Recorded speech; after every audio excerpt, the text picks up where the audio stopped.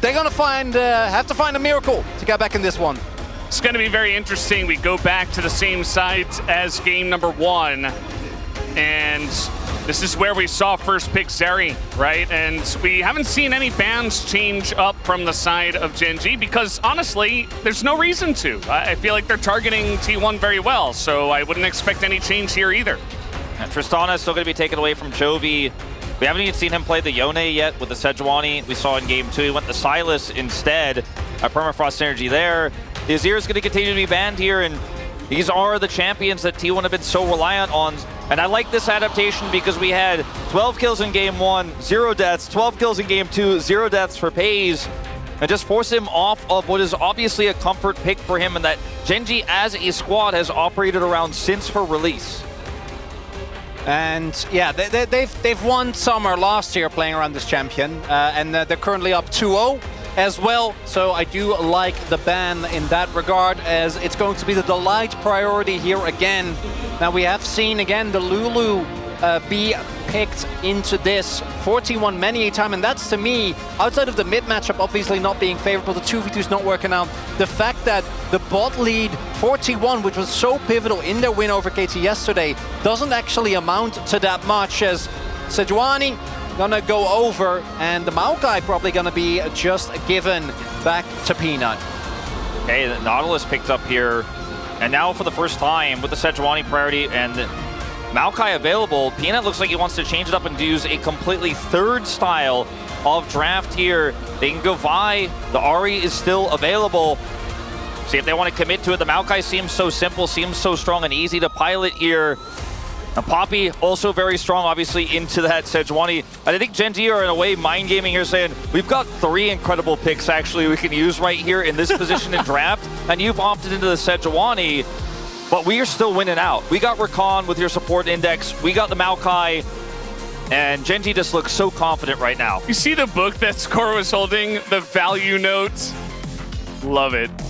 They have been getting quite a lot of value in these drafts, that's for sure. As Neela is just gonna be slammed down here for this pick, so definitely not something we see all the time and could be very risky. They're blinding Neela here. Shout out to our other 2 Neela players, Nongshim, Jiwoo, the OG Neela, and Guma, who actually, I think, drew some bans towards this champion even yesterday, if I remember correctly, or at some other point in playoffs. Blinding it, though, is definitely a sign of confidence. And T1, with everything on the line, are going to put faith in Gumayusi's Draven. This is reminiscent of the Game 3 draft we saw from T1 yesterday, where they prioritized the Aphelios, and it was one of the more peculiar drafts. It was the first time Azir was banned, and it felt like the pick of the Aphelios was a little bit risky in that position. This is for Gen.G as well, a bit of a puzzling one that we do see come out here, but it's the confidence, I think, with those hovers into this Neela that showcase that Gen.G feel like they can win with almost anything. The Silas, I think, a great ban here. That's going to be taken away. Now, I think, obviously, the Silas was strong in part due to the Maokai being on the other side. And for Gen.G here, now you can focus a little bit more on Faker if you'd like to, or protect top side against the Sejuani Permafrost. There's going to be the Aatrox that goes first. Jax still available. And you want to see a mid here that can play towards bot side. That is the main priority. You need something outside of the Nautilus, outside of the Sejuani, that already is decent setup for Draven, but the more you can get, the better. This game is going to revolve again, like the last one around Gumayusi, but in a very different fashion. This time, it's get him ahead early, keep him snowballing, and I think the Yone would have worked very well in that style of composition for Gen.G, and is going to get taken away. I think Talia is still very strong here for both squads. Obviously going to be able to make it a large impact bottom side if they can get Prio, but definitely one that if you blind can be punished here. I think the Yone ban here does kind of lead into Faker potentially considering playing it. See what this final ban is going to be. LeBlanc, similar situation, is going to be taken away from Faker. Let's see where they're going to put this counter pick. Obviously, if you want to get Jax, you know, it's up and available here. They are going to go for that Talia like I was suggesting instead here, leaving Zeus the counter pick. And Talia so strong at getting those early leads, and for the first time, T1 will have a lot of agency to try to play through top and bottom side here with the mid, as long as Faker can stand up to that pressure mid against Chovy. It's about to get very interesting. We were looking for Prio in mid. We also need some extra dive if you're really going to index heavily into what you already have. So Jax going to be taken here. Even maybe a bit of a takeaway. I mean, there's still Renekton available that you can play in the top lane with the Sejuani, but let's see what ends up happening. Wouldn't be surprised if we're looking towards an R5 Gnar just because it's Zeus. I don't think the Sejuani synergy, on average, necessarily amazing, but could be an opportunity as Chovy still wants to have a... Oh, I love this, actually. That's a throwback right there. I assume that's going to be Cassante. Yeah. It does look like that's going to be the case, and it's so much follow-up for the Neela ultimate. Once the Apotheosis goes through, you have Counter-Strike, you have Q3 here, you've got Rakan, and you can easily set up the Apotheosis with the Maokai ultimate here. It's just super unusual what Gen.G put together, but you know how it works. And the Gnar you called out, putting it all on the line here, down 0-2. And it is one of Zeus' best, his debut champion here. Not the synergy for Permafrost, but we saw them play this in that series against Gen.G in playoffs in the upper bracket. And they know this comp well. There is so much pick. Obviously with the Taliyah, she gets set up for a shove. You get that Draven ahead, you get him online, he will be able to outpace this Neela. But from an even game state, I feel like Gen.G still, once again, have so much agency around objective fights. I think this game is 100% going to be decided based on Faker's individual performance and how much of an impact he can make bottom side. And Chovy playing a third unique champion. I think that Taliyah also the only one he actually had played already in playoffs. And the biggest gambit of them all, I think the previous ones really made a lot of sense. The Cassante going to be very execution-based. I do think T1, though, have a composition that makes sense. You have a lot of roaming potential in mid. You have great setup for your Draven. You're going to try and play towards Guma, maybe in a Herald fight with that Gnar. Is that going to be enough to get this Draven to pop off, or is Gen.G going to get the full sweep here? Not so sure after this draft. Well, we'll have to wait and see who ends up doing the sweeping at the end of the day. Very interesting stuff once again from Gen.G. Was this prepared? Was it a bit of ego in Game 3? We'll just have to wait and see how it does come out here, as a lot of comfort as well, even outside of the composition here on the side of T1. Draven for Guma, even Nautilus for Keria, something he always says he wants to play. Gnar once again for Zeus. And we'll just have to wait and see. Definitely the mid-jungle, I think we'll definitely have to take a closer look at to see if Faker and Oner can get across the line, where it has felt like they have been a bit short in the first couple of games. As guys, it looks like we are just about ready to hop onto the rift for game number 3. Let's do it right now.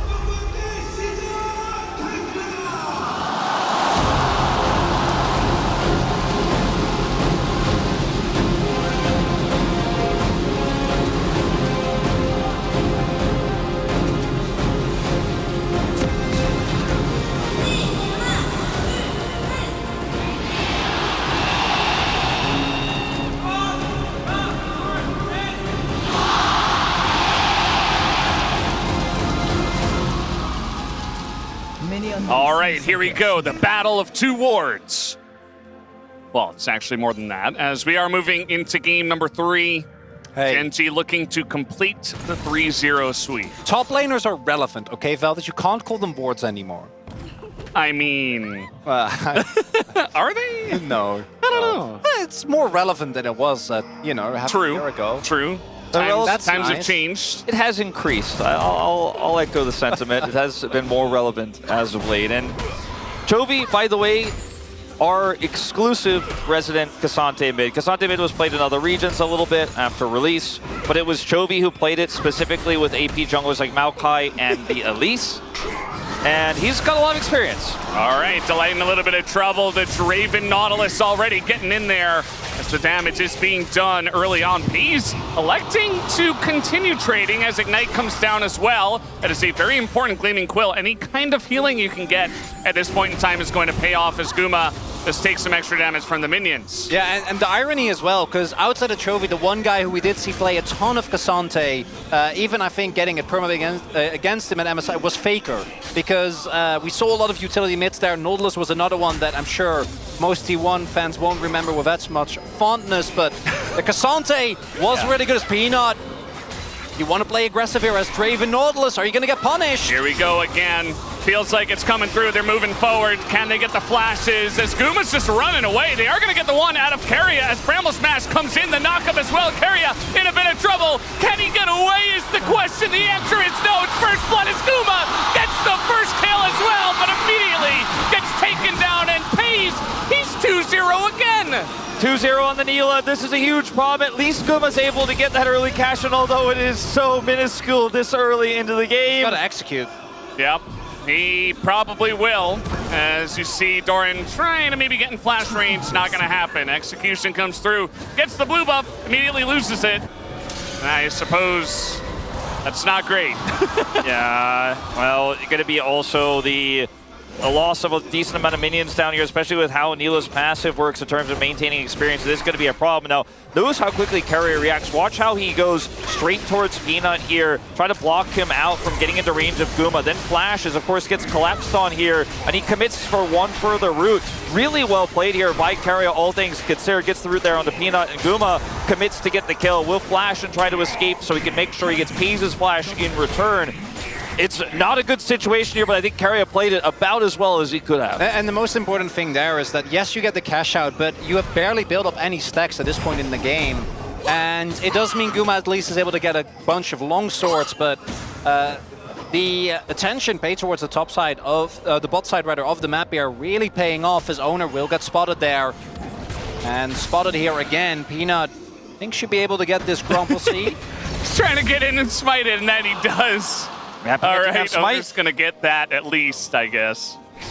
He's taking a significant lead here, with that play bottom side. Gets 2 camps up, has a experienced lead, and he's trying to utilize it. Obviously, the early game with the ranged Gnar is winning out against Doran as well here a little bit. So Zeus having some power here top side. And you see the camps are continuing to be taken away by Oner. Best as he can, get some deep vision up here too. So it's not all bad here for T1 in the early game. In fact, they have a slight gold lead. Yeah, as Guma. Uh-oh. We do have the cleanse. He's going to try to get away. Paze is moving through a ton of minions. It's going to have to back away. Now Chovy has Peanut right here. Once again, perfect timing. Oner might just have to flash this instead. Okay, he does right at the end. Thought maybe he was just going to elect not to, but he does get away. Yeah, the thing I wanted to say, though, if you're trading an early gold lead on Paze, although he did fall behind substantially in CS, Guma and Keria still doing a good job in the 2v2. For a deficit on Peanut, like, Genji's going to take that every single time. I have lost count of the amount of games where Peanut falls behind early. I'm doing quotation marks. You can't see this, but trust me, I am. I can see it, yeah. You can see it. I saw it as well. I'm committing to the bit because this guy has been incredible at building his way, or fighting his way back out of deficits so many times, and Paze fed early, always going to be feeling good here for Genji. But fortunately, Guma and Keria, with the knowledge that Peanut is on top side, did get a semblance of control back in this lane. Guma will now be picking up a Sheen alongside his longswords as well. Chovy going to dodge the shove here. I'll be looking to hit 6 off of another minion. Faker got it first. Obviously, the Cassante can, if given the right position, use the pull through the wall to his advantage with Peanut, who's got subsequent lockdown. May force Faker to flash, for example, but there's a lot of really awkward places here for the Taliyah to try to get over these walls against this duo, especially once Peanut hits level 6. So something he needs to be respectful of. His ult not going to be impactful in lane, and with the prio that Chovy has, he might not be able to use it to impact bottom side either, at least not for now. Oner kind of hovering down there towards the bottom side, but so is Peanut. He's going to be spotted first as they're looking for another play here. Still no flash, no cleanse on Guma. He's getting low, but they're turning this one around as they do have Oner waiting in the brush menacingly. Not doing anything for now, but he's still waiting to pull something off here. Let's see what he's got planned. Doesn't have 6. Yeah, and just gonna go and elect to take the Krugs. Hook is gonna come in. Delayed holding on to it. Here's Oner. I don't think Genji had any idea, but now Chovy's coming down. They're looking to turn this one, actually, as some damage goes into Oner. And you see T1 just backs away. Meanwhile, Peanut's gonna take a blue buff. Just stealing that one away. A small victory at the end of the day here for Genji. Level 6. Oh, level 6. Okay, they're just going to pull the trigger. His Oner's still here, but he can't do anything. As Delay, he might even live. No, he gets taken out right at the end. It is a trade of 1 for 1, but it's Stila. Again, Paze has what is it, 27 kills right now in this series, 0 deaths? And right there, Delight already had an experience lead, and in large part due to the passive, as they're not done yet. And there's not much that Oner can do. I mean, he's so low as Apotheosis comes in. Pace is, okay, well, this is not the dive we were looking for. As Oner, he does get in, even with low health, and makes something of it.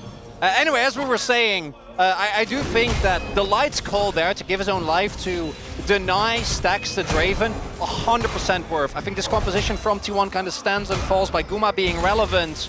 And instead, Pace is getting further and further ahead, and the Draven is denied a bigger cash out, one that he's really looking for. Exactly, so it's definitely a trade-up, and the fact is, even 10 CS down, the experience advantage you're going to grab as Delight is going to give you 6 first, so you can commit to a play like this. And even in a 3v3, you always win this when you have this advantage, and Delight knows he's going to die if he goes in for this play. He also trusts that his teammates are going to have the follow-up damage there. And then as Pace hits level 6, Peanut wraps back around. This one goes a little bit awry. Really nice route there from Keria. Before the Apotheosis goes off, he then flashes away. He's able to survive there with Oner. The turret does most of the work. And that does mean that when looking at the goal, T1 is still in a great place in this game. All right, they're trying to get aggressive again.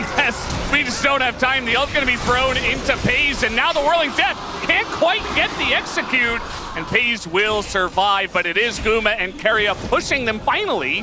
Feels like for the first time in a while out of this lane as now Q3 comes in, and Faker, he's got nowhere to go. The combo comes in. He doesn't even bother to flash. Okay, well, he is at the end of the day, as now we have an ult coming through. He's just going all the way into the enemy jungle. Meanwhile, we do have this Drake that's being taken, and it does go over to Oner, as he will take it down. Another flash here as Oner is trying to survive, but can he? As Delight says, all right, I'll press my R button. Somebody's got to do it. Meanwhile, up in the top side, we have another skirmish going on, a 1v1, as Doran will push Zeus away. Wall or no, gonna see some value out of that Cassante in mid. We'll get Faker's flash and ult. Only level 8 here, so that's on a very long cooldown. He does escape with his life, and once again, Faker shows he is just an escape artist here in our finals weekend. But ultimately, still huge advantage here for Gen G. It's very fortunate for T1 that Oner is able to secure the smite. Yeah, that's the big thing, because if they also lose the Dragon there, then I think it's a complete disaster. Now, still not going to feel too bad for Gen G, but Faker not actually going down, trading evenly in the flashes. Doran, Hyperproc comes in, the boomerang just barely going to sail by. And Doran is going to get away, but you do get some top prio. No, Oner is going to get to work here on this Rift Herald. It is really fortunate for Doran that he has teleport advantage here, so can come straight back to the top lane. But let's watch this play again here with Chovy and Peanut. Chovy, ideally, if Faker is a little bit closer, can pull him through that wall fully. So far away from his turret, the rocks are placed well here from Faker, and he's able to just barely, one auto away from death, get over this wall. And he also critically gets Peanut's ult out, because if Peanut has ult here, it's a much better fight. We're just fighting again. It's just never ending. Oner looks like he will pick up the eye, as we miss that a lot of times. And actually, Chovy gonna get taken out in the mid lane. That is going to be a takedown here to the side of T1. They also got that Rift Herald, so pretty nice. As we see another Collector first here, and Herald goes over to T1. They get a big kill on Chovy. Zeus might be in trouble here. Well, that angle wasn't great, to be honest. Peanut's been great, but that angle was a bit sus, you could say. But it's going to be okay. They do get the teleport out of Faker, who is forced to go top. Feels like a really nice win here, though, in terms of getting the teleport away from Faker. It's going to prevent him from punishing plays like this one here, where Pace is going to get further and further ahead, grabs another plate, and, you know, the last Nature's Grasp didn't quite catch Faker. The top one, they're not going to connect. But this is the advantage in terms of teleport that Doran had here that I was talking about moments ago. He can get back here faster. So, yes, Oner is able to rush this down and secure it, but he's going to die for it as Doran gets straight back to lane after was a near kill there on the top side. We're just non-stop fighting. Doran gets away, seems pretty easy, but now Keria's out on the map. We see our supports really trying to make some game-defining plays. You know, Keria finally gets onto an engaged support. He's played so much Enchanter support. And yeah, we see the smite coming through once again. But yeah, it's nice to see now that Keria gets a chance here in the support matchup at least to show his stuff. And has been making a big impact out on the map. When we get to the team fights, it's gonna come down to the execution. I think the zone control for T1 is great, but they do have a very immobile AD carry, and there's a ton of backline threat here for Gen G. However, Faker still in a pretty good spot, going for Leandries as well, as we do have some people clumping up here towards the top side of the map. Guma's alone, and they know everyone's missing, so it's a really good read here from Gen G. They wanted to spring a trap, but T1 read it better than they did, but they don't hard commit. And with no Nature's Grasp, I think it's wise here for Gen G to back off, and they're going to try to push mid here instead into Faker. Herald drop topside. I mean, he's got ult. I mean, they're just going to dive on in. The Apotheosis, they kill Faker underneath the turret. No sums, no health anymore, as now this crash is going to come into the top lane. As Zeus is trying to get something done, but here comes Peanut. It is Meganar. But the 2v1 might be enough to take down Zeus. They check the brush. They have that set up as a nice Gnar does come in. But here comes the ult from Peanut, just chasing down Zeus as he flashes over the wall. As now just chasing him down the mini Gnar, and he's not going to be able to get away. Peanut just taking the tower just for fun, and they will take down that kill. And it's just constant fighting, constant skirmishing, but Gen G are trading up slightly each and every time. The Herald gets plate gold topside, but they get a pick onto Faker. Then the overextended Gnar is going to be Peanut's 4,000th assist, and topside here. It was a good one. Falling apart. Doran on this Jack's going to be a side lane threat. Gen G in such a comfortable position here, and Chovy is going to have some additional slows on this Cassante now with this item spike, the first mythic online. Well, the first item, rather, his mythic online. This is going to be a tough fight here for T1 on the second dragon, but they do have Cryo. Also important, Zeus might be able to play off of Faker's wall as well. We'll see how they're able to split the fight. As strong as Paze is, fighting for Prio in mid with a Nila alone is really, really difficult, as we can see here. You still need to respect.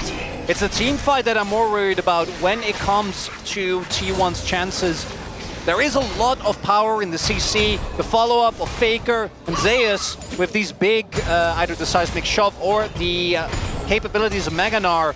But it does feel somewhat finicky, and if Pace doesn't go down at the start of a fight, you're gonna be in deep trouble. But then you look at Doran, also in a great spot in this game. 2-0 here. Divine Sunderer done. If you can elongate these fights for the Talia to burn through with Leandries, that's also another win condition. Then you can try to use those slower fights to give Gnar the opportunity to go mega. He's going to just leave this lane here, not going to try to commit to grabbing a turret. Does have teleport, so could join the fight here. Gen G better grouped, and that's always problematic when you have a Nila against you. T1 has to deal with that engage. He's not in position, though. The Meganar not here for Zeus. He's just coming on in. Chovy is way behind enemy lines, but Doran is here with him as well. Goes in. They lock down two people, but Guma's getting free hits into Doran right now. He's going to take him down with the help of Faker, and the damage is coming out now finally from the side of T1. They will push them off the objective and take down the Hextech tree. And really big there. T1 catch Gen G. Unaware, they're not ready. Chovy goes in, feeling I think the necessity because of Faker's wall, but Pace wasn't there. So that was a 4 versus 5 in T1. They're gonna get the dragon, putting him up to 2 with, by the way, a third Cloud Soul. Gonna get the top side turret. This game remains close. It certainly does. First brick going over to T1. Now, as you mentioned, Pace isn't here. They have Cryo, but it doesn't matter if you don't have your engage here of the Nila. And while Chovy can get on top of Faker here with Doran, it's just too little damage here for the side of Gen G. And the Gnar is such a big threat here, gets the hop off as well. And without the ability to front to back here, your Nila is really going to only win these fights when she starts them. It's just not winnable here. The Draven coming up big, but mostly here it was just very disjointed and sloppy from the side of Gen G. Maybe just, you know, the pace of the game so far has been very much Gen G, determining them, going very hard here in these first couple of games in the beginning of Game 3. But maybe this time they stepped over the line, and finally, for it feels like the first time, T1 have a lead in the series. They have the ability to potentially start to gain some momentum now in this game number 3. And Guma sitting on about 270 stacks, I think, here still. Isn't really in that big of an item disparity if you look as well at what he has finished, because you might have another fight. Doran nor Faker have TP.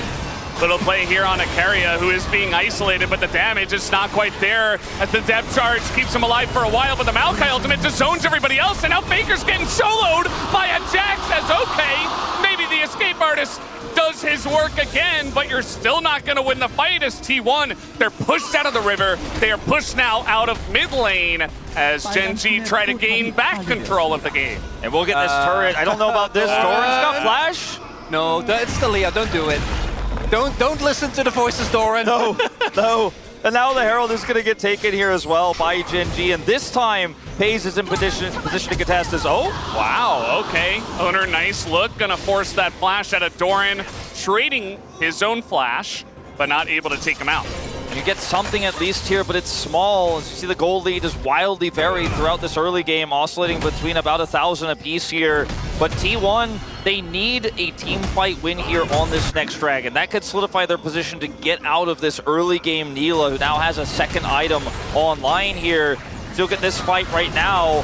Chovy getting the knock up here onto the Sejuani, and then this fight is split. Keria does ultimately get caught, and Doran can block Faker out. He has no vision here in this bush, so he nearly goes down as well. Will be able to escape with that shove just narrowly. But a huge win here for Gen. Yeah, does stay alive there. And that means that the play still nice for Gen.G. The main thing that I'm looking towards is how is a actual 5-5 going to look? Because here, Faker once again doesn't have his flash. He's getting bullied now by Chovy. And even this Leandri is just not able to do too much as the all-out comes through, and that's going to be the end of him. This time, Faker is finally taken out as they do put an end to his reign as the escape artist. Chovy gets his first kill of the game. The slows coming through, really doing a number on Faker, who's flashless from the last play. And there's just no way he could get out, and Chovy has just crushed him when they meet every time from level 1 in the lane. And it is just a really rough time here as T1. No real map control, only down a little bit in gold here. They still have those 2 Drakes to sit on here, but the Jax is really starting to become a huge side lane problem as this is Chovy's first person view. I'm fighting top. We didn't get to see it because they're fighting again. It just never ends. As now, this is going to be base getting pretty low actually. The apotheosis is good, but Guma gets so much gold out of that kill on the FaZe, and finally T1 are going to turn something around. Chovy doesn't even bother TPing into that one. Maybe didn't have it, but a nice play from T1. We'll have to see how they got that one started. And Guma ends up getting the shutdown there, gets the kill, gets his cash in, and Gen.G, second time in a row, caught unaware, and that might be Baron as well. T1 trying to turn this into a Baron play here. They're grouped here, and they should be able to take it. We'll have to wait and see exactly how that one all broke out, but without Chovy being there, and a bit of a rocky contest there over no real objective, Gen.G gets punished. That's Baron. Let's see how this one started off as Gen.G are grouped here bottom side to shadow Doran, taking out that bottom side turret, and then Peanut overextends here in the choke point, and then FaZe is caught by a Nautilus ult. Faker comes in from the opposite direction here with Weaver's Wall, and it was just Gen.G trying to hard force that Jax advantage bottom side, and they get punished in a big way.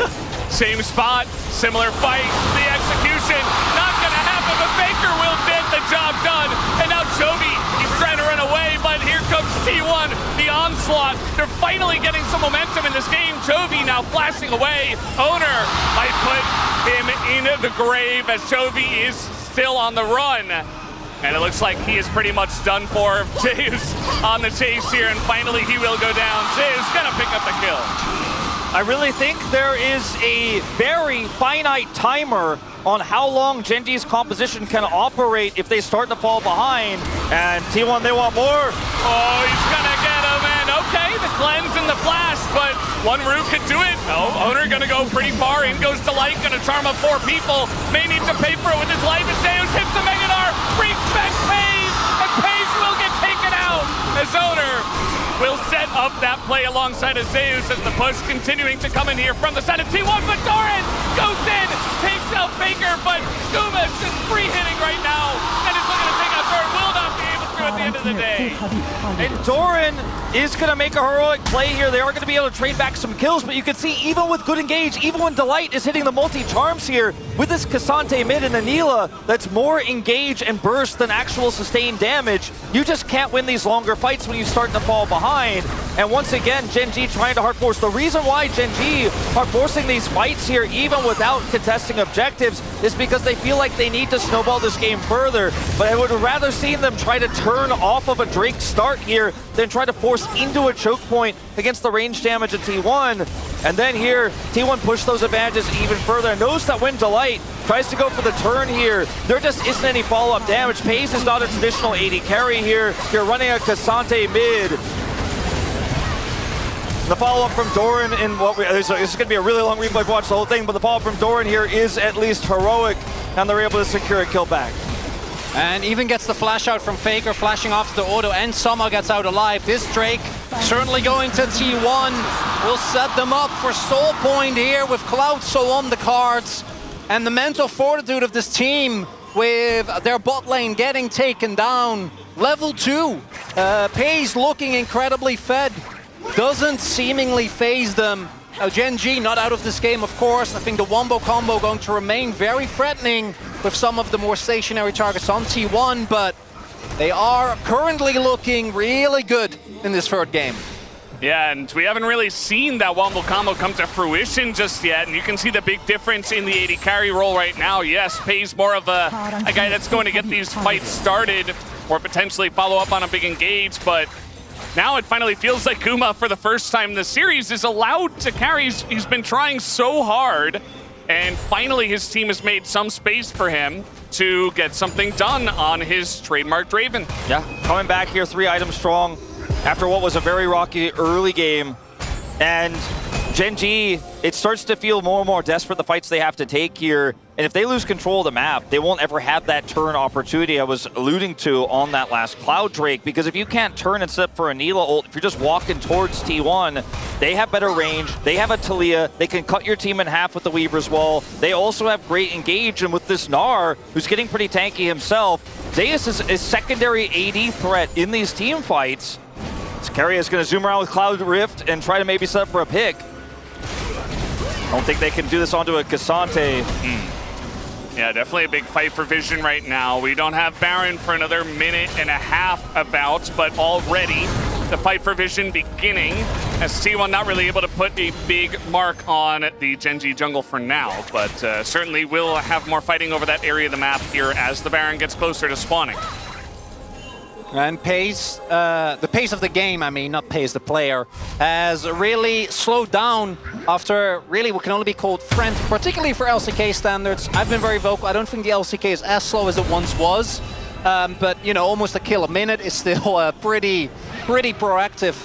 As we will be getting a next fight here, I'm very certain that T1 is going to start this Baron rather up as soon as they can. And the big thing for me, Guma has Flash, Cleanse, as well as a stopwatch. And shutting out this Draven is going to be the main goal here. And there is a lot of great backline dive from Gen.G, with the Rakan, with the Nila, really anyone. But you have to get through Talia, and I think that Talia Gnar specifically, with good management of the Gnar bar, can be a really big deterrent. Faker getting close to a death cap as well.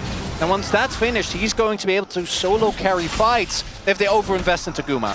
Gen.G have to hard force their way into this pit and have to look for the ability to start up this Baron themselves. And that's why, even though it's still a ways away from spawning here, both teams are fighting so aggressively for that vision, because the defender of the Baron pit will have a massive advantage with how these two compositions clash.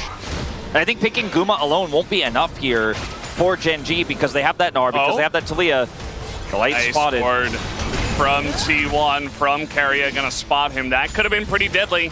You know, Guma, he's got all these tools, but still a lot of tools on the side of Gen.G to maybe get into that backline. They have indexed heavily into this dive composition.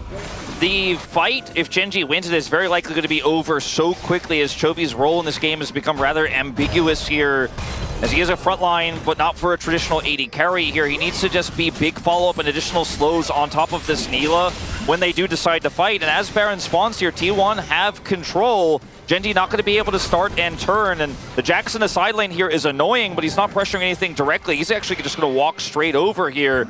Gen G really grasping at straws here a little bit, but they push them out. And T1 are going to back out of the pit. Just give it on over. Maybe they're waiting for Faker's spike or something like that. But now Gen G not wanting to go too far, but they're taking their own vision on this side of the map. And obviously what T1 can do here is they can threaten the Baron, and they can easily give up the Drake. This one in individual not as important for them as... Oh God, wait, Guma, wait, no! What's going on here? He has to cleanse and flash already just to get out of this, and the fight didn't even begin. And with the Weaver's Wall follow-up, it looks like Faker maybe was trying to bait this with Guma, but it just completely falls flat, and now that tool is gone to contest Baron as well. Oh, and they have no idea. They don't have the vision. They're getting in onto Guma as he has to stopwatch, which is perfectly timed. Guma stays alive for a little bit, but not long enough. A massive Nara to the wall. Zeus wants to carry this fight, but I don't think it's going to be enough as the damage is huge here from the side of Faker, and it will not be a straight-up win to the side of Gen G as now Zeus is on the chase. Can he get any more done here with the mini Nara? He's looking for it, surely, as the boomerang comes in, but that'll be the end of that. And you can see, even when Gen G have these really set up picks, there's a Taliyah, there's a Gnar, there's more than one threat in this composition for T1. Those health bars got so low. Zeus handled the dive so incredibly well with his Gnar. And we'll watch this one more time. Over the wall here comes to light. They get the knockups here, and they're looking for instant deletion. The stopwatch timing here for Guma is perfect. It buys enough time here for the Gnar to come through. It's a triple, and Faker over the wall layers so much extra damage. It pays. He's kind of done his job here. Now, you got to get out as Gen G. You can't kill this Gnar. You won't be able to chase down the Taliyah, so you can't control that Baron. Pretty big there. Is Faker keeps his positioning, and Doran instead opts to jump over. So Faker, if he had Death Gap, that could have been a possibly game-ending play, right? He gets the knockback, takes down a bunch of targets, but Guma not having a stopwatch, although he does get his GA, but no defensive summoners available still, I think, is absolutely huge with the amount of backline dive that Gen G has.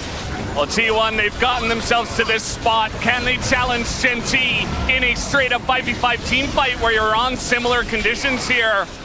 We'll have to wait and see, as it looks like it's starting up now. Peanut gonna throw in that ultimate. Oner in the back of the pit here. As the follow-up comes in, they're gonna get onto Guma. As the damage is not quite there, but Guma's just not allowed to auto-attack in this one. Gets put into the GA, but Faker is taken out, and Guma's just not doing damage. He's just dead the whole time. The counter-strike comes in, and it looks like Gen G have done it. The engage gets in onto that Draven with no defensive capabilities, and now Gen G will take down the Baron. Huge here for Gen G. They're going to get so much gold off of the play, and they've been behind in gold for quite some time. This should nearly even it up as the Baron goes over, just a little bit behind, half a K. As you watch this fight, it's all about CC being layered on top of each other as Gen G will zone out the Gnar, and even though Zeus is able to avoid the Nature's Grasp, it's Chobi's flash engage. Then watch the follow-up here. You have so much AoE in this position. Faker also jumped out of the fight and taken out 1v1 from Chobi, who flashed for the engage. And once Guma is out of this one, it's just an easy follow-up for the Jax. Double kill for Doran. That's the wipe and the Baron going over to Gen G, the team that's in a 2-0 position in this grand finals. And it all goes back to that play. Guma walking up to the wave. And I agree with you, I think with Faker immediately using his wall there, that felt like a bait.